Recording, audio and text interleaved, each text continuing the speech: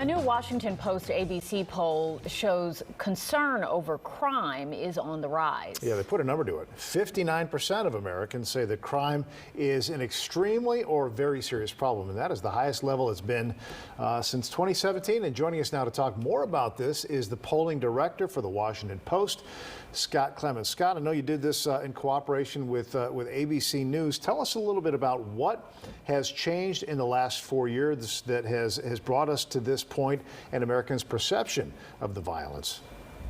Sure. So Americans' perceptions on crime tend to range, sometimes in line with the data in actual crime and sometimes not. In this case, there has been an uptick in violent crime last year, as well as rises in murder rates in many cities. And we do see this 8-point rise in people saying it's a national problem. What's also interesting is we see a rise in local concerns. 17% say that crime is a serious problem in the area where they live. That's up from 10% last year. That number has never been this high in previous Gallup polls, which is what we're comparing to. Scott, what is your polling revealing about how people feel the crime issue should be addressed? What specific policy steps should be taken? Certainly. We asked about 5 different policies and asked whether people think that they would reduce violent crime. The most common answer has been to increase funding for police departments. 55% of Americans say they think that would reduce violent crime. There are big partisan differences on that, of course. Even more said that using social workers to help police diffuse situations would help reduce crime. And 75% say increasing funding to build economic opportunities in poor communities would have an effect. Fewer said stricter gun control laws would help. I want to dive into that a little bit more because also concerning was racial discrimination. And it comes at a time when this country is trying to enact more police reforms, but also trying to get a handle on this violence. So that is a tricky road to walk here. Americans said they don't necessarily want more police officers to address this issue. It goes back to that, finding economic opportunities in vulnerable communities. It's a really important backdrop.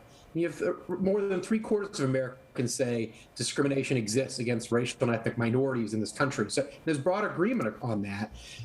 And people don't think that we're necessarily making progress. So about as many people think, just slightly more people think the country is making progress in dealing with police interactions with Black Americans than say we're losing ground. And if the view among Black Americans is even less optimistic. So that's a really important backdrop. I think that's part of why you see the popularity for some of these alternative methods to reducing crime. Was it a surprise that it was more of a kind of a socially humanitarian approach compared to, just hiring more cops?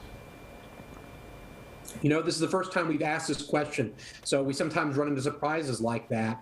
It's also surprising the degree of bipartisan support for the economic approach to addressing violence. 61% of Republicans, 90% of Democrats, and 76% of independents believe that that kind of approach would reduce crime. So how is President Biden viewed on this issue? He just unveiled a proposal on crime, but the legislation on police reform is still stalled. Biden is viewed negatively.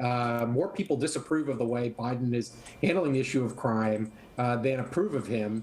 And previous polling, when he was entering office, showed that people didn't have a lot of faith he would be able to help on the issue. So he is a little bit on his heels. At the same time, it's not a clear opening for Republicans on this issue. Our poll found that roughly similar share of Americans trust the Democratic Party and the Republican Party to handle the issue. But it's interesting, 20% volunteer, they trust neither party. Interesting. All right, Scott Clement from the Washington Post, thanks so much for joining us tonight.